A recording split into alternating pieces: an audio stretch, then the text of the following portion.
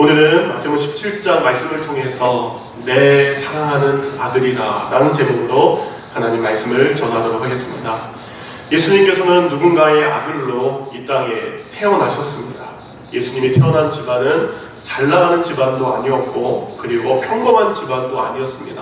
오히려 가난하고 그 자신이 가장 낮은 자의 모습으로 오셨던 것처럼 가장 낮은 자의 가정에 이 땅 가운데 오셨죠. 그리고 예수님께서는 30년 동안 그 낮은 자의 가정 가운데 사셨습니다. 이제 30년의 시간이 보낸 다음에 예수님은 이제 공생의 사역, 예수님께서 이 땅에 오신 목적대로 그 사역을 시작하십니다. 이제 30세에 예수님께서 가장 먼저 하신 것은 광야에 외치는 자의 소리였던 침례 요한에게 찾아가서 침례 요한에게 침례를 받는 겁니다. 이 침례는 뭐죠? 내가 이제 믿는 사람입니다 라고 하나님과 성도들 앞에 믿음의 시작을 알리는 게 침례입니다. 또한 예수님 또한 마찬가지입니다.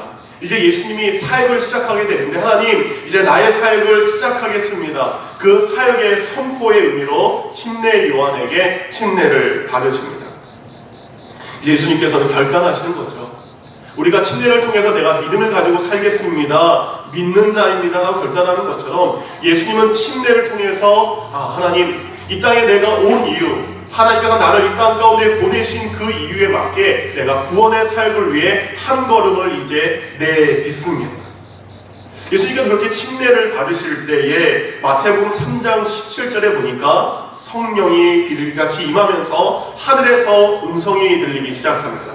3장 17절 이는 내 사랑하는 아들이요 내 기뻐하는 자라. 이제 자신의 길을 걸어가야 되는 예수님에게 하나님은 음성으로 나타나셨습니다. 그리고 예수님에게 힘을 주셨어요. 예수님에게 능력을 더하셨습니다. 바로 예수님께서는 이때 하나님께서 구름 가운데 나타나셔서 내게 주신 그 말씀을 들으면서 예수님도 지쳤습니다. 지쳤을 때 그 아버지의 음성을 생각하며 힘을 냈을 거예요. 사람들이 자신을 떠나고 외면했을 때 끝까지 나와 함께 하셨던 그 하나님의 음성을 생각하며 예수님은 포기하지 않으셨습니다. 그 예수님은 뭐죠? 그 예수님께서 기억하고 있는 음성은 무엇입니까? 오늘 저희가 읽었던 말씀과 똑같은 말씀 마태복음 3장 17절 이는 내 사랑하는 아들이요 내 기뻐하는 자라. 이런 이야기입니다. 내 사랑하는 아들아 너는 나의 기쁨이다. 침례를 통해서 이제 사역을 시작하시는 예수님에게 하나님은 말하십니다. 아들아 내가 너를 사랑한다. 너는 나의 사랑하는 아들이다. 그리고 너의 그 모습이 내게 기쁨이구나. 그래서 예수님께서 하나님의 그 음성, 하나님의 그 소리로 나타나셨던 이 음성을 마음 가운데 깊이 담고 공생의 사역을 시작하셨습니다. 방금 보셨던 영상처럼 어제 우리 뉴스 아이들 새학기를 시작하면서 우리 부모님들과 아이들의 소중한 만남이 어제 있었습니다. 제가 이제 45이거든요. 근데 보통 남성 호르몬이 50 넘어서 나오지 않습니까? 근데 요즘에 제가 남성 호르몬이 요즘에 나오는지 저 방송실 뒤에서 앞에서 나와서 이야기하는 우리 어머님들, 아버님들 그리고 우리 아이들의 웃으면서 얼마나 많은 눈물을 흘렸는지. 남자는 눈물을 흘리면 안 되는데 제 여성 호르몬이 조금씩 나오는 것 같습니다. 저 뒤에서 나오는 영상을 보면서 그리고 부모님께서 우리 자녀들에게 말하는 그 한마디 한마디가 너무나 은혜가 되고 또 우리 아이들은 부모님에게 하는 그 말이 너무나 힘이 됐습니다. 여기서 나왔던 것처럼 우리 아이들 부모님들 내가 부모님을 내가 자녀를 사랑하는 7가지 이유 이러기 때문에 제가 사랑합니다. 근데 사랑의 고백만 하는 것이 아니라 이러기 때문에 미안합니다. 눈물 받아냈어요. 아이들이 별것도 아닌 거 가지고 미안해하는 걸 보면서 우리 아이들 모습을 보면서 이것을 깨달았습니다. 우리 아이들이 평소에는 그렇게 했다 할지라도 우리 아이들이 부모님이 나를 사랑하고 있구나 라는 것을 알고 있구나. 우리 아이들 가운데 부모님이 나를 사랑하는 것을 확신하고 있다는 것을 아이들의 고백을 통해서 알게 되었습니다. 부모된 입장에서는 좀 더 자주 내가 아이들에게 사랑한다는 말 그리고 미안하다는 말을 좀 해야 되겠다.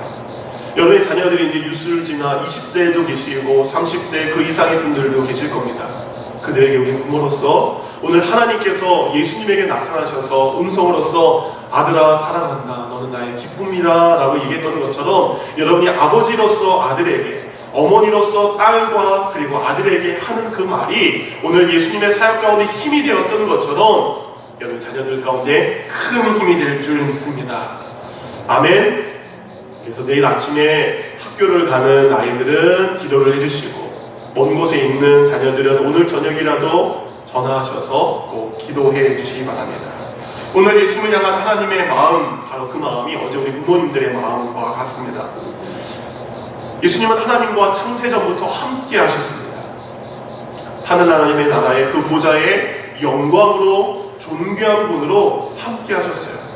근데 그 존귀하신 분이, 그 영광스러운 분이 이제 어떻습니까? 이 땅 가운데 그 영광의 자리를 내려놓고 내려오셔야 됩니다. 이 사람의 땅으로 내려오셔야 됩니다. 죄악의 땅, 미움의 땅, 배반의 땅, 고통의 땅으로 내려오셔야 됩니다. 근데 단순히 예수님께서 이 땅 가운데 내려오시는 것으로 그치는 것이 아니라 그분은 이 땅에 내려오셔서 죽으셔야 됩니다. 바로 자신의 아들이 죽기 위해서 이 땅 가운데 내려진 그들을 향해서 하나님이 얘기하시는 거죠. 내 사랑하는 아들아, 너의 낮아짐과 너의 내려놓음, 그리고 우리가 창조한 인간들을 향한 너의 헌신과 사랑에 내가 기뻐한다 라는 하나님의 음성이 바로 이 말씀일 것입니다. 예수는 이 말씀으로 이제 사역을 시작하셨습니다. 그리고 광야에 가셔서 시험을 받으셨고 제자들을 부르셨습니다.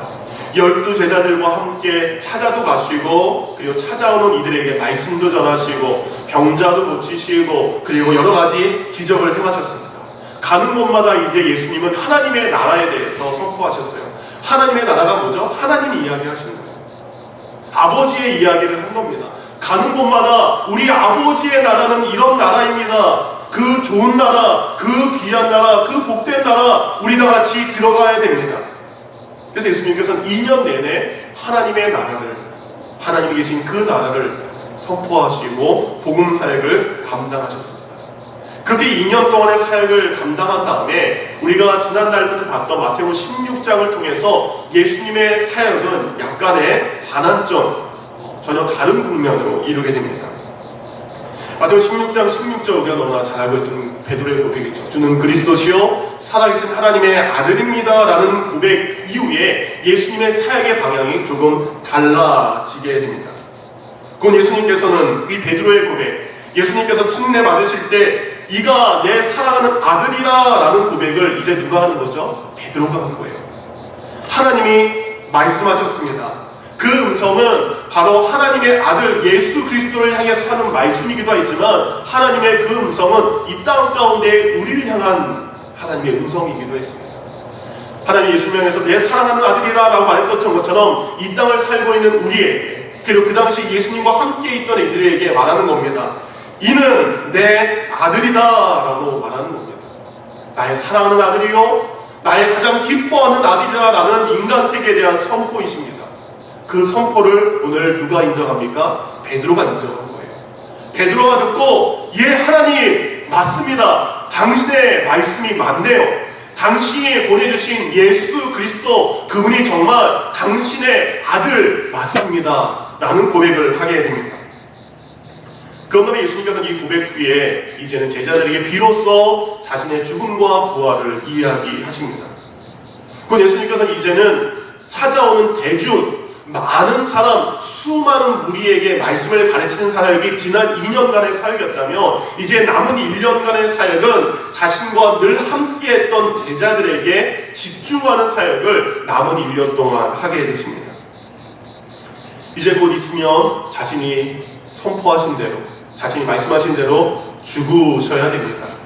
죽으셔야 되기 때문에 이제 남겨진 자들을 위해서 예수님은 그들이 비록 내가 부활을 하지만 하늘나라에 올라가기 때문에 남겨진 그들이 믿음으로 살아갈 수 있도록, 믿음의 증인이 될 수 있도록, 그건 예수님께서 하나님의 나라를 선포하셨던 것처럼 남겨진 제자들이 예수님처럼 하나님의 나라를 곳곳에 다니면서 선포할 수 있도록 그들을 양육하고 그들 가운데 더 많은 시간을 보내시게 됩니다. 교회도 마찬가지입니다. 우리가 많은 사람을 위한 사역에도 집중을 해야 됩니다. 그렇지만 1대1의 사역, 개개인의 사역에 집중해야 됩니다. 우리가 이렇게 함께 모여 예배드리는 것도 너무나 중요합니다.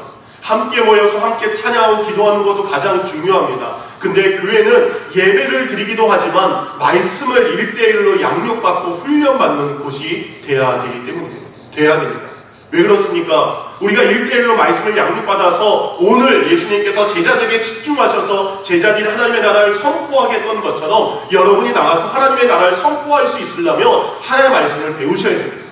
하나님의 말씀을 여러분이 익히셔야 됩니다. 내가 배워야, 내가 알아야 그것을 선포하고 전할 수 있습니다.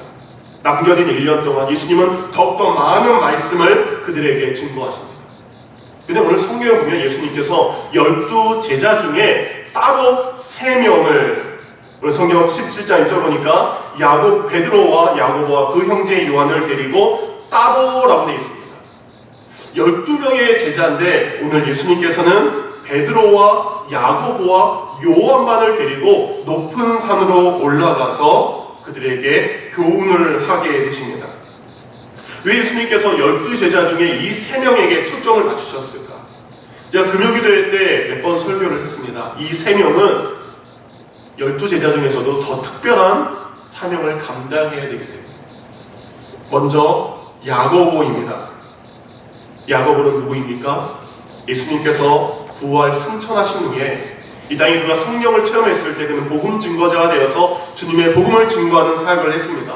그 누구보다도 열심히 했습니다. 그렇지만 그 열심으로 인해서 그는 예수를 핍박하는 이들에게 잡혀서 순교를 하게 됩니다. 곧 야고보는 예수님께서 그 얼마 전에 죽으셨던 것처럼 하나님의 나라를 선포하는 것 때문에, 복음 때문에, 예수 그리스도 때문에 가장 먼저 12제자 중에 죽어야 될 사람입니다. 그래서 예수님께서는 하나님의 나라를 선포하며 이제 곧 죽게 될 야고보를 택하셔서 그에게 오늘 특별한 은혜를, 특별한 기억을 남게 하십니다. 예수님의 제자 중 수제자로 불리는 베드로 어떻습니까? 그는 이제 초대교회를 이끌어가야 될 영적 리더입니다. 성도들이 이제 그의 설교를 통해서, 많은 이들의 전도를 통해서 예루살렘 교회가 세워지게 됩니다. 수많은 사람들이 왔을 때 그들을 하나님의 나라를 여전히 경험할 수 있도록, 그리고 하나님의 말씀으로 양육될 수 있도록 돌보아야 될 책임이 바로 베드로에게 있는 것입니다. 교회의 리더로서, 지금으로 말하면 예루살렘 교회의 담임 목사로서 성도를 이끌어가야 될, 그리고 세워지는 교회의 리더로서 그는 책임감 있게 사역을 감당해야 됩니다. 그래서 베드로에게 오늘 특별한 은혜를 주십니다. 요한 어떻습니까? 그는 제자들 중에 가장 오래 산 사람입니다. 그래서 요한을 향해서 우리는 사랑의 사도라고 이야기하죠. 그가 사랑할 수 있었던 것은 사랑을 받았기 때문입니다. 사랑을 받은 아이가 사랑할 수 있습니다. 미움을 받은 아이는 미워할 수밖에 없습니다. 분노를 경험한 아이는 분노를 표출할 수밖에 없습니다. 오늘 요한은 그 누구보다 예수님의 특별한 사랑을 받았습니다. 그 특별한 사랑으로 그는 하나님의 사랑의 사도로서 사랑의 말씀 요한복음과 요한 1, 2, 3서와 그리고 하나님의 나라를 그는 계시로 보고 요한 계시록을 기록하게 됩니다. 그러게 하나님 예수님께서는 오늘 첫 번째 순교자 야고보를, 초대교회 담임 목사로서 많은 성도를 이끌어가야 될 베드로를, 가장 늦게까지 남아서 사랑의 사도로서 성도들을 격려해야 될 요한을 특별하게 부르셨습니다. 하나님의 나라 때문에 죽어갈 야고보에게 오늘 이 순간을 기억하며 두려워하지 말라는 것이죠. 초대교회를 이끌어가는 베드로 목사님에게 얼마나 많은 어려움이 있었겠습니까? 그 목회 현장에 어려움이 있을 때 오늘의 기억을 가지고 이겨내라 라는 말씀입니다. 요한, 사랑의 사도라고 하지만 요한을 미워하는 사람이 왜 없겠습니까? 모든 사람을 사랑하지 않죠. 특별히 또 미워하는 사람도 생길 것이고, 자기를 미워하는 사람이 생겼을 때 사도 요한은 오늘의 기억을 생각하며 제가 오늘의 기억을 잊지 않고 사랑하겠습니다. 바로 이것이 그들에게 주셨던 특별한 은혜입니다. 그런데 그 특별한 은혜가 무엇입니까? 오늘 성경을 보면 예수님께서 변화산에서 영광스러운 모습으로 변화됐다라고 소개를 하고 있어요. 그건 예수님이 자신의 본래 모습, 예수님께서 이 땅 가운데 오시기 전 하나님의 나라에 거하셨던 그 영광스러운 모습을 우리에게 보여주셨습니다. 이들과 예수님은 함께 산을 올라가십니다. 그리고 오늘 성경 본문 말고 누가복음에 보면 예수님께서 산에 도착하셔서 기도하셨다고 그랬어요.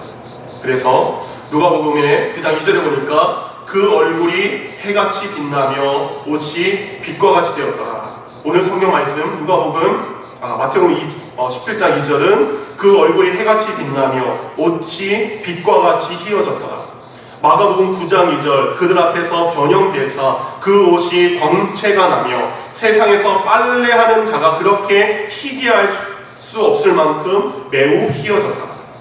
누가복음 9장 29절 기도하실 때 용모가 변화되어 그 옷이 희어져 광채가 나더라. 예수님께서 3명의 제자들과 함께 산에 올라가셨습니다. 그리고 기도하셨습니다. 근데 기도하는 그 순간 예수님이 변화하셨습니다. 변형 되셨습니다. 예수님의 그 빛난 모습, 우리 교회에 세탁소 하시는 분이 많은데 성경에 이렇게 얘기하죠. 그 세상에 어떻게 빨래를 잘하는 사람이 빨래를 아무리 잘한다 할지라도 이렇게 희어질 수 없을 정도로 그가 하얗게 변화되었다라고 이야기합니다. 사람의 얼굴이 빛으로서 하얘지는 것, 빛난 광채가 되는 것은 구약 성경에도 있었습니다. 출애굽기 34장 30절에 보면 이제 모세가 시내산에서 하나님께 십계명을 받죠. 그리고 그가 40일 만에 이제 내려오게 됩니다. 그래서 30절에 아론과 온 이스라엘이 모세를 볼 때에 모세의 얼굴 피부에 광채가 남을 보고 그에게 가까이 하기를 두려워하더니, 모세가 기도하고 내려왔는데 그의 얼굴에 광채가 납니다. 근데 그 빛난 모습을 보고 백성들이 두려워해요. 그래서 모세가 뭐 했냐면 천으로 가립니다. 가리니까 그 빛이 뭐예요? 그 천에 빛이 덮어졌어요. 근데 오늘 예수님의 나타나신 빛은 모세에게 나타났던 빛과 비교할 수 없는 아주 고초한적인 거죠. 예수님이 뭡니까? 옷을 입으셨는데 예수님의 얼굴에만 광채가 난 것이 아니라 예수님이 입고 계셨던 옷조차도 광채가 났다는 거죠. 곧 예수님의 몸속에 있는 빛이 그 옷을 뚫고 나왔다는 겁니다. 예수님이 좋은 옷 입지 않으셨죠. 예수님이 사역을 하시다 보니까 빨래도 자주 못하셨을 겁니다. 그 당시에 여러 벌 옷 입는 사람들이 별로 없습니다. 예수님은 남루한 옷, 초라한 옷, 그리고 때가 좀 묻어있는 옷을 입으셨을 거예요. 근데 그것이 예수님의 변화에 아무런 지장을 주지 않습니다. 예수님은 그 초라한 옷을 뚫고 가장 아름다운 모습으로 변화되셨습니다. 여기서 변화하셨다라는 그 헬라어가 바로 메테모르포테라는 뜻입니다. 이건 바로 이제 변하다라는 메타라는 말과 형상을 뜻하는 모르테라는 말이 합쳐진 겁니다. 그래서 이 변화되었다라는 이 똑같은 단어가 바로 빌립보서 2장 6절에 나옵니다. 빌립보서 2장 6절 그는 근본 하나님의 본체시나, 바로 이 본체라는 단어와 그리고 변하셨다라는 단어가 똑같이 메테모르포테라는 단어입니다. 곧 이것은 무엇입니까? 그는 하나님의 본체시나, 예수님께서 하나님과 함께 계셨던 그 모습과 같은 모습이시나 그는 이 땅에 내려오셨다는 거죠. 곧 예수님께서 오늘 마태복음 17장에 보여주신 모습은 예수님께서 저 천국 하나님의 본체에 앉아 계셨을 때 그 모습으로 제자들에게 바로 보이신 겁니다. 이것은 단순히 외형적인 변화를 이야기하는 것이 아니라 본래의 모습, 본질적인 모습, 근본적인 모습을 오늘 베드로와 야고보와 요한에게 보여주신 겁니다. 곧 예수님은 하나님이시죠. 바로 베드로와 야고보와 요한은 이 땅에 오시기 전 바로 그 모습, 하나님의 아들로서의 모습, 성자 하나님의 모습을 본 것입니다. 그 전까지는 육신의 부모였던 예수님에게 마리아와 요셉의 모습이 보였을 거예요. 근데 마리아와 요셉을 닮은 누군가의 아들의 모습이 아니라 바로 저 하늘 보좌의 모습으로 변화하시는 겁니다. 그래서 우리가 지난주에 설교 본문의 맨 마지막에 이런 말씀이 있습니다. 마태복음 17장 16장 28절에 보면 진실로 너에게 이르노니 여기 서 있는 사람 중에 죽기 전에 인자가 그 왕권을 가지고 다시 오는 것을 볼 자도 있느니라.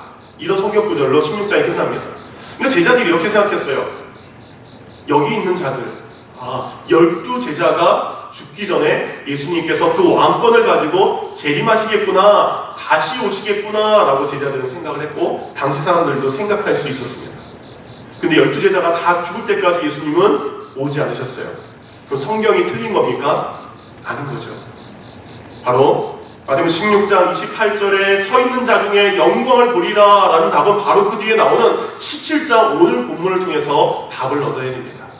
곧 베드로와 야고보와 요한이 그 영광스러운 모습을 그들이 엿새 만에 보게 된 것을 의미합니다.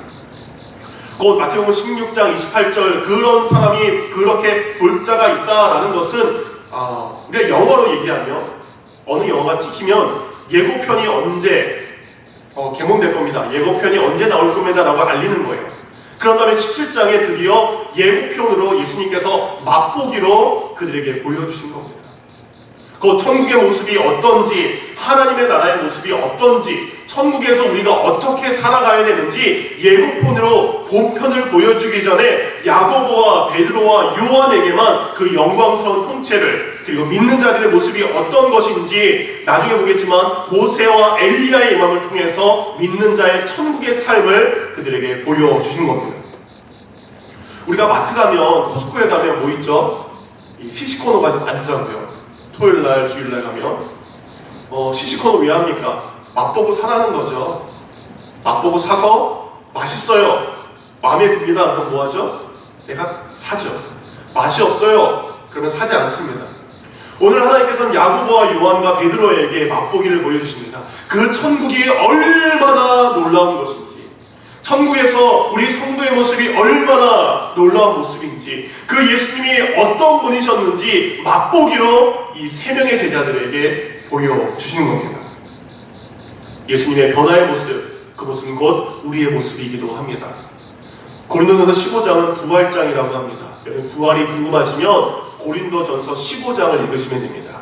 거기 42절과 43절 죽은 자의 부활도 그와 같으니 썩을 것으로 심고, 우리 썩죠 이 몸, 썩을 것으로 심고 썩지 아니할 것으로 다시 살아나니, 우리 영혼으로 다시 살아나게 됩니다. 욕된 것으로 심습니다. 우리가 이 땅에 살면 욕된 몸이죠. 근데 영광스러운 것으로 다시 살아나며, 약한 자입니다. 약한 것으로 심고 강한 것으로 다시 살아나며, 육의 몸으로 심고 신령한 몸으로 다시 살아나나니 라고 쭉 말씀하신 다음에 가장 중요한 52절, 나팔 소리가 나매 죽은 자들이 썩지 아니할 것으로 다시 살아나고 우리도 변화되리라. 아멘. 예수 그리스도의 부활은 곧 우리의 부활이기도 합니다. 예수 그리스도께서 하늘에 계셨던 그 모습은 곧 우리의 모습으로 예고되는 겁니다. 그 변화를 예고한 두 사람의 모습이 성경에 나타나죠. 이제 그들이 기도할 때 예수님의 모습이 변화된 다음에 두 번째는 그곳에 모세와 엘리야가 나타나게 됩니다. 모세와 엘리야는 이전에 죽은 사람이죠. 근데 그들의 죽음은 약간 차이가 있죠. 모세는 나이가 들어서 죽었고 엘리야는 하나님의 특별한 이유로 불마차 타고 올라가는 사람이죠. 어쨌든 그들은 어디 있던 사람들입니까? 하나님의 나라에 있던 하나님의 믿음의 성도들이고 믿음의 백성들입니다. 그들이 오늘 예수님 앞에 나타나는 것입니다. 왜 모세와 엘리야일까요? 하나님께서는 오늘 곧 있으면, 그리고 앞으로 죽음의 사역을 감당하시는 예수님에게 이제 메시아의 마지막 사역을 완성하는 겁니다. 곧 모세는 율법의 상징입니다. 근데 율법은 완벽하지 않았습니다. 이 땅에 오신 예수 그리스도를 통해서 그 율법이 완벽하게 이루어질 것을 모세를 통해서 보여주십니다. 엘리야는 선지자들의 대표입니다. 선지자들은 이거 했던 사람이 메시아가 올 것이다. 선지자들은 끊임없이 외쳤습니다. 이 땅 가운데 하나님의 메시아 보내시는 자가 올 것입니다. 근데 오늘 엘리야가 나타났습니다. 엘리야가 예수 그리스도를 만남을 통해서 하나님께서 보내시라고 했던 그분, 그리고 이 땅에 메시아로 오신 분이 바로 예수입니다. 곧 율법의 완성으로, 그리고 오실 메시아에 대한 소개를 바로 오늘 하고 계십니다. 이런 순간 맨 마지막에 다시 한번 예수님을 향한 하나님의 음성이 5절에 들리게 됩니다. 홀련히 빛난 구름이 그들을 덮으며 구름 속에 소리가 나서 이르시되 이는 내 사랑하는 아들이요 내 기뻐하는 자니.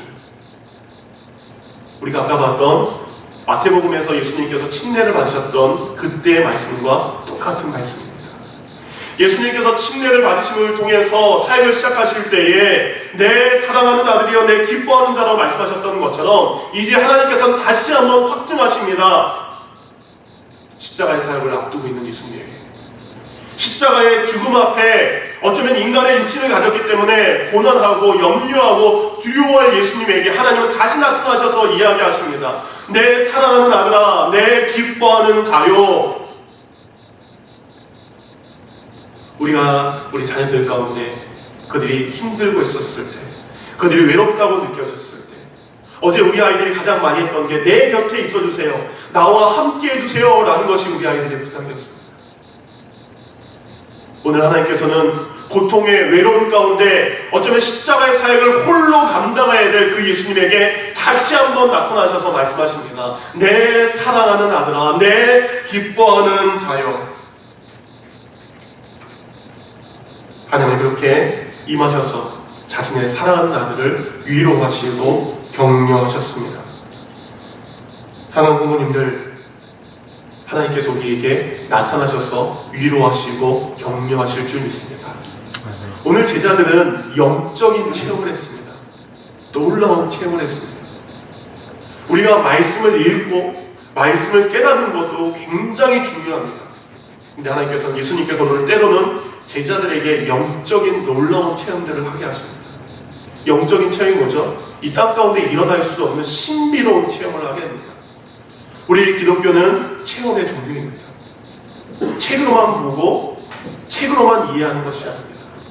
책으로 봤던 이 말씀이 내 삶 가운데 기적으로 일어나는 영적인 체험들이 동반되는 것이 바로 우리 기독교입니다.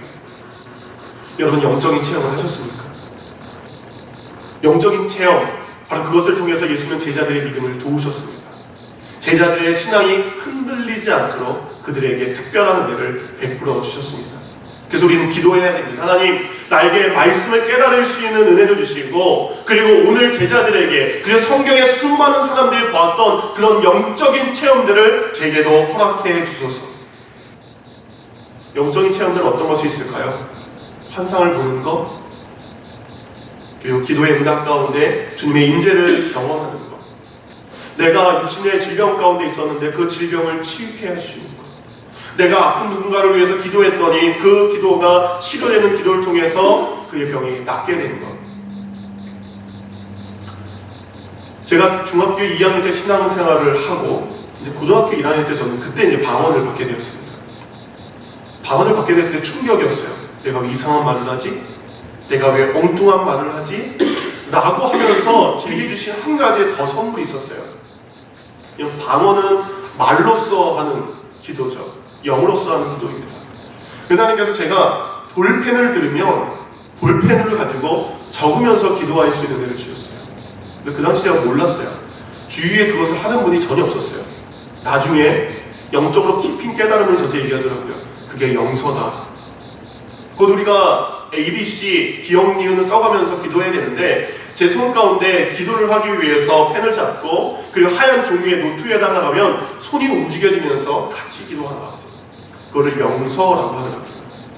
근데 방언은 주위에서 많이 하시는 분들이 있었기 때문에 자연스럽게 쭉 하게 되었는데, 영서는 내가 이상한 거 하고 있는 게 아닌가라는 두려움 때문에 그것을 하지 않고 결국 그것은 소멸됐습니다. 이런 특별한 체험은 믿음이 강한 사람에게 실은 나타나는 것이 아닙니다. 오히려 믿음이 연약한 자들에게 믿음에 도움을 주기 위해서 이런 일들이 일어납니다. 근데 어떤 사람들은 이 영적인 체험만을 따라다니는 사람들이 있어요. 신비로운 체험만을 따라다니는 이들이 있습니다. 근데 영적인 체험, 이것은 우리의 신앙생활 가운데에 우리의 신앙을 돕는 것입니다. 오늘 예수님께서는 영적인 체험들을 그들에게 주셨지만 그 전에도 그리고 앞으로도 예수님은 말씀으로 그들을 양육하셨습니다. 곧 말씀으로 양육해 주셨고, 그리고 영적인 특별한 체험을 통해서 그들의 신앙 가운데 믿음이 흔들리지 않도록 도와주셨습니다. 그리고 이곳에 있는 성도님들은 말씀의 은혜로 경험하셔야 되고 영적인 은혜로 체험하셔야 됩니다. 이런 놀라운 은혜를 체험한 그들의 반응 6절과 7절에 보니까 그들이 심히 두려워했다라고 그랬습니다. 두려워해서 고개를 숙이고 있었던 것 같습니다. 감히 하나님이 예수 그리스도의 얼굴을 보지 못하고 그 하나님의 음성 앞에 그들은 두려워했습니다. 그리고 고개를 숙이고 있었을 때 예수님께서는 6절 제자들이 듣고 엎드려 심히 두려워하니 예수께서 나와 그들에게 손을 대시며 엎드려 있는 그들에게 손을 대시며 이야기하십니다. 일어나라, 두려워하지 말라.